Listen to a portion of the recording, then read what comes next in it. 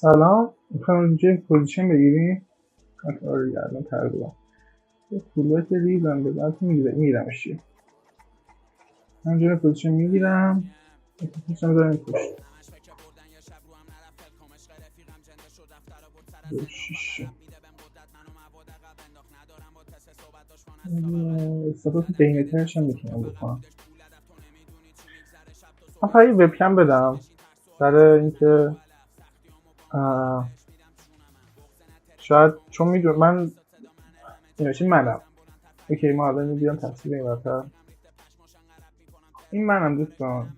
شاید تو این پاستا و اینا اسم یکی دیگه میخورد در واقع، چون من تازه 18 سالم شده و پراب به اسم یکی دیگه است. یعنی من بخوام نشون بدم بهتون که پراب دست خودم و اینا. ببینید دوستان